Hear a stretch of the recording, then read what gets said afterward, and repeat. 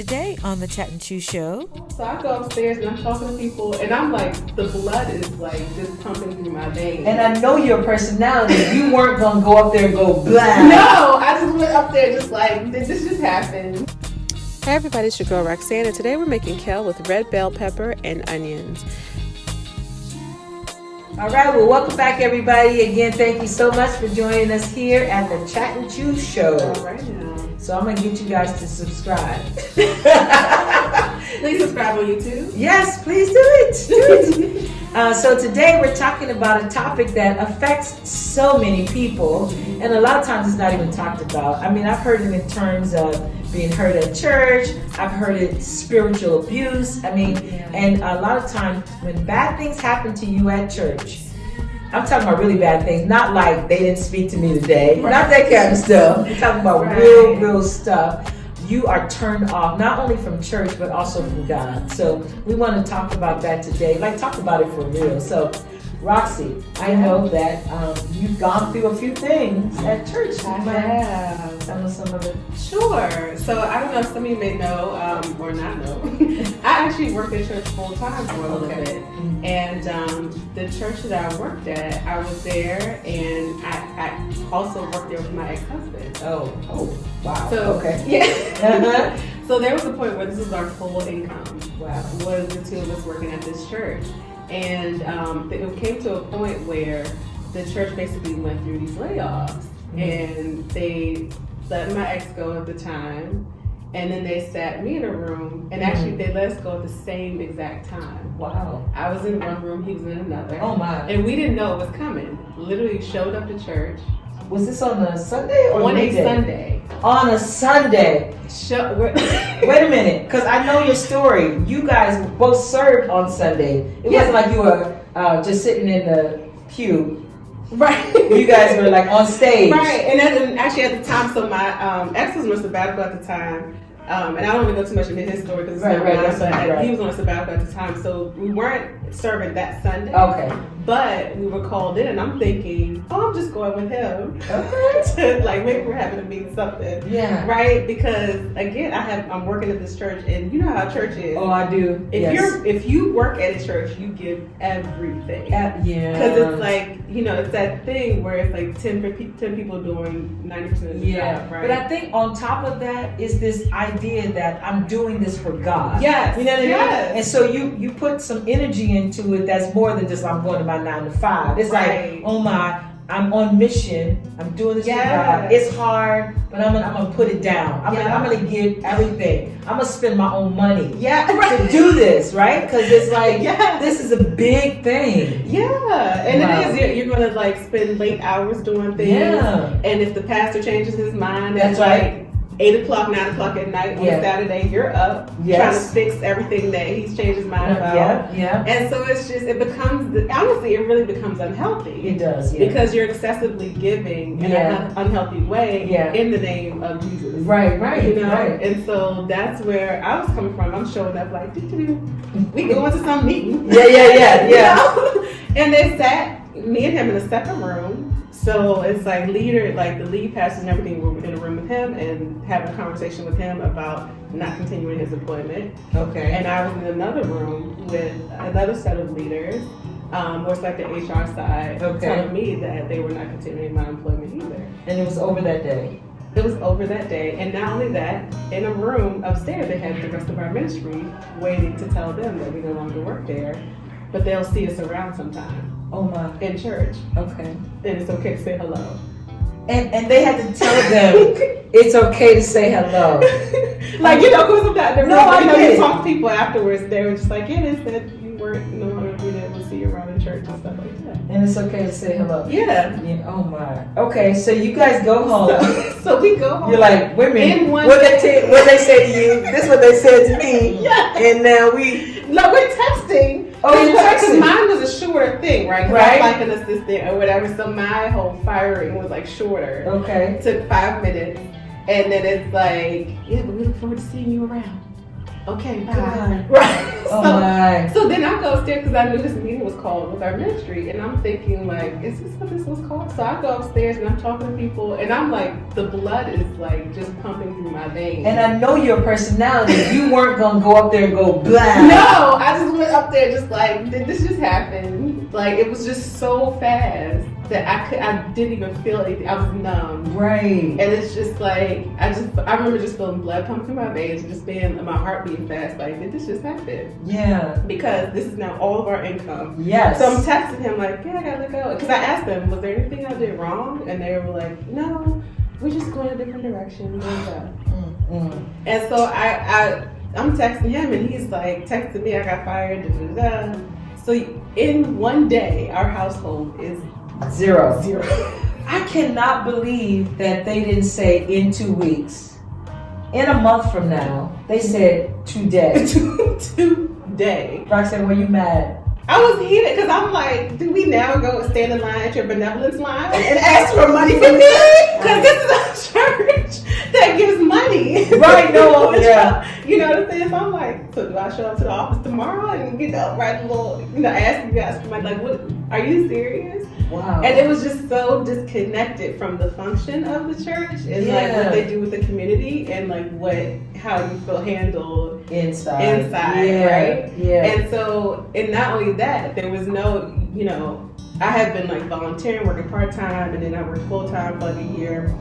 And like you said, give everything, right? Yeah. There was no announcement at the church. Like we were on stage at that time, so people used to say this on Sundays. No announcement was made. Oh my. So I'm wearing Wegmans a few months after, and someone's like, yeah, man, you doing all right? Talking to my ex.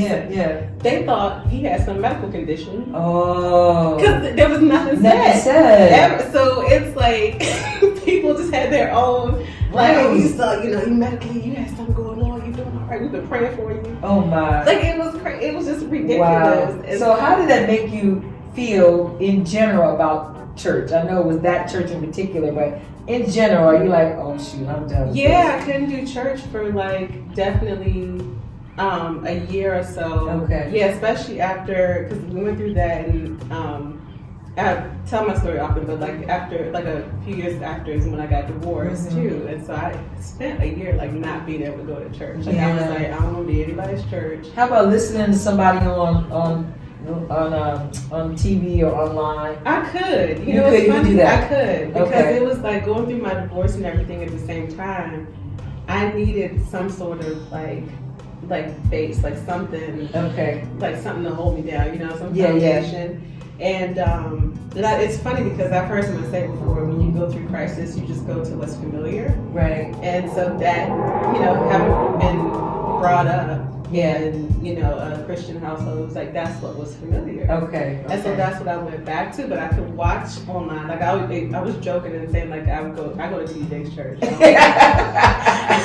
Because when people TD Jakes is in Dallas, Texas, and you in Berlin. And I'm in Berlin watching online, and I'm like, that's where I go. Thank you very much. Yeah. Because you can't hurt me from there either. Yeah. And because my view on church is like when you get involved with church, they're gonna want the world from you. That's right. Yeah. And I'm not ready to give that to y'all because last time I gave it to you, that's right. You hurt me. Yeah. And that's where I was. And I'm like, I don't want to do it. Yeah.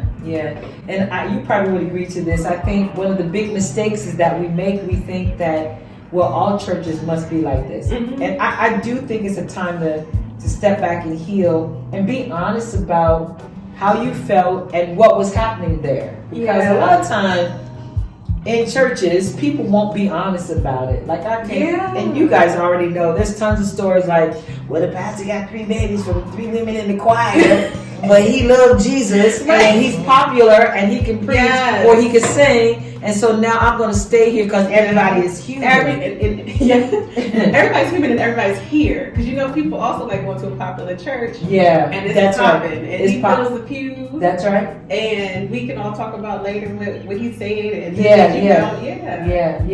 And then you get and so we're talking about people who are in leadership that hurt you.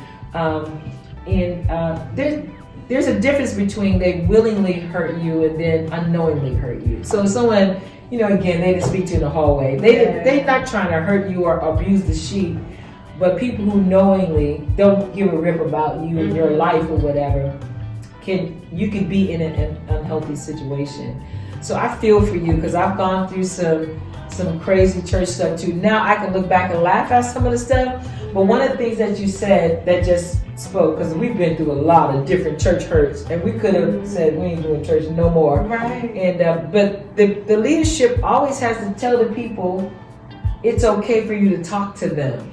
You know what I mean? Like we've been places, I'm thinking about in Minnesota, we went through some stuff there, and people didn't want to talk to us. Like we were on stage too, you know, and active, and then, you know, things happened and we left not good, and people like didn't want to speak to you anymore. They see you at the store, we live in the same community, they don't want to talk to you anymore. And those kinds of things can be super, super painful, you know, not only with what you went through with the leadership or the leader of the team or whatever, how you interact. People that used to invite us over for dinner and stuff don't act like they don't see you, and then don't want to talk to you, you know, and you're feeling like, dang, what I do? You know, and you can start thinking yourself like, oh, I must have did something, you know, and stuff, but not really knowing that it was on them, how they behave. So when we come back, we're going to talk about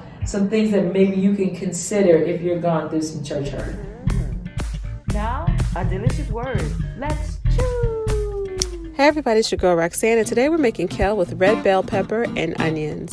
And I'm going to warn you, this is a healthy dish, but I'm hoping that you'll like it by the time we get to the end of the recipe. And you'll notice I won't even add salt until the very end as well. So we're going to get started by cooking everything that goes in this dish except for the kale itself. So I'm going to cut up 1 red bell pepper and cut up 1 white onion. And then I'm also going to use a teaspoon of minced garlic. So I'm going to take a scoop of this garlic and put it into a pan with olive oil and brown the garlic a little bit to start. And then once I've browned the garlic a little bit and you can start to smell it, I'm going to add my onions and my red bell pepper to the pan. And I'm going to cook those veggies until they're a little bit soft and you can start to see through the onions. And I'm also going to add to this a little bit of seasoning. So I'm adding some cumin to this. I'm just going to sprinkle the cumin right over the bed of vegetables and stir that in as well. And then as I'm cooking, if it starts to dry up, what I'm going to do is just add a little bit of water, and I'm just taking a cup and pour a little bit of water so it doesn't dry out. And that water will go ahead and cook throughout the time that you're cooking it, because we're not going to cover up the dish. Once you start to see that the onions are translucent, then we're going to add our kale to this pan as well. And so I'm just parceling out the kale just because, you know, kale can be pretty big, but it's going to cook down. And I'm stirring it in with the rest of the vegetables. And as you stir it in, you notice the kale will start to wilt. And I'm not going to cook it until it's a dark green, and we're just going to keep it a nice vibrant green color. And you'll notice like it's like a nice savory smell with the cumin and all of that. And once you notice that the kale is all cooked, you had it all added and everything stirred in, you can go ahead and turn that off. And then when I'm plating this, what I'm going to do is add my own drizzle. And what the drizzle will be for me is sriracha. And this is actually going to be the only salt that's going to be added to my vegetables. Because I haven't added salt throughout the entire dish. I've added a little bit of pepper when I added the cumin, but no salt. And so I'm just actually going to sprinkle over some sriracha and no more than about a teaspoon at the most. And then go ahead and bite into my dish. And so what you'll find is you'll get a lot of flavor from those vegetables that are mixed in with the kale. And then you'll get a little kick from the sriracha. And you can also try some other drizzle as well on top of that. I just happen to love sriracha. But give it a try and let me know what you think. And until next time. All right, well, welcome back. And wasn't that delicious? That Roxy sure can cook. So we're talking about on the other side of the break that, you know, maybe some of you out there have experienced some church hurt. We both feel you. We've gone through a lot of it. But this is one thing that I know to be true. Like we said earlier, it's not the church that saved you, but it was God that saved you because of his love and his grace for you. Yeah. And we don't want you to be disconnected from the family of God, is what church is supposed to be, and living life that way too. So we're going to give you a few things to think about First of all, if it's unhealthy in there, you guys, get out. Get out. Forget about what they gonna say. Who cares what they say? Because people gonna talk about you anyway. They're gonna get all bad. It's okay. Bring it down, Betty. If it is unhealthy, then you know what I mean when I say unhealthy. I'm not talking about the pastor made a mistake or the team leader made a mistake. I'm talking about the pastor got like 3 babies by several women in the choir mistake. I'm talking about the pastor embezzled money. I'm talking about the pastor told you to give him the rent money. Right. Like you are in an unhealthy situation. Get out. Yeah. Don't stay there. I'm going to pray it through. Oh, this is what I don't like. I'm waiting for God to release me. No. God is like, a brick wall that fell on you. Get out. It's okay. Yeah. It's okay. And can we talk about how God is everywhere? Yes. God is not like held to that building. That's so if right. you wait for him to release you to where the rest of his creation, it's all his creation anyway. So you are not stuck anywhere. Right. Like it's all about choices. We have been given the freedom of choice. So let's exercise it. Yeah. Especially when you know it's unhealthy. Because you can tell, because everything you're talking about to me is like an abuse of power. Right. So you have let your guard down. Yeah. Because you feel like this is a safe space. Yeah. And someone has abused their power. Right. And taken advantage of that. Right. That's all it is. Yeah. And when you notice that happening, get out. You gotta get out. And you might be tangled up with like you're doing something at church and you're like, I'm involved, they're counting on me and all that. So maybe you can't just leave like, I'm out today. Maybe you need to start thinking about, I need to start untangling myself from all the stuff that I'm involved with, and I gotta get out. Because this is why. If you continue to stay in a relationship at church, your church relationship, and it's unhealthy, you're going to be toxic as well. Right. You know? And you can't grow in a toxic environment. You can't grow when you're like, well, I got to stay because you can't grow that way. So we want to give you permission to get out. Don't pray about it. You don't pray it enough. You didn't talk to, right? Don't do it. Just you can get out. Any other things you would say? I would also say keep perspective. Like if you can take breaks, if you're heavily involved in this church, if you can take, if you're not allowed to take breaks, then that's an issue. That's an issue. That's a red flag. But if you are able to take breaks, also if you're just unsure, to get perspective about what's going on. Because one of the things I noticed about myself, and this is not the fault of the church, is that I put a lot of my worth into what I was accomplishing at church. So I thought, the more I do here, the more worthy I am as a Christian, as a person, or whatever. And that's not right. That's not the proper perspective. I love that you said take breaks. In between two of our church hurricanes. My husband and I, after the church that we talked about while the camera wasn't rolling, because we said the church today, we went somewhere and just sat. We just went and sat. And the pastor knew who we were, and they were like, won't you guys come in? And we're like, no, we just sat. For a whole year we sat. We just sat. Back then my son was small, so we took him to the children's church. We just went and sat. We didn't sing, we didn't preach, we didn't usher, we didn't work in church, nothing. And it gave you a different perspective on everything, you know? So taking breaks, I think, is huge. Another red flag, like Roxanne just said, if they don't let you take a break. You don't get a breather. Right. Wait a minute. I'm a grown woman.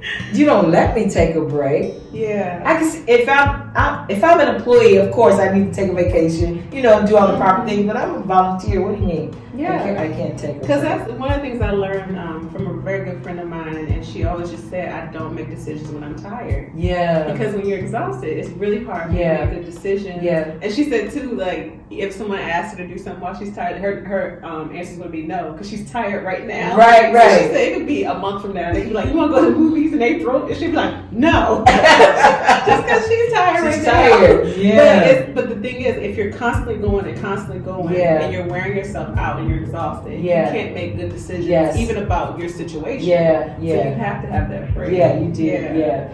Another thing that people do a lot of times, and I don't know what denomination you're in or what system you're in, but you think, well, I'm going to go talk to the pastor or whoever is the leader, you know, if you got enough courage to do that, and I'm going to tell them about themselves. But what I know to be true, that pastors are in a, what is it called, a fraternity, where they kind of take up for each other. So you go to his or hers superior, you know, they will probably hear you, but the chances of them making big major changes like you see is rare. Again, another hurt.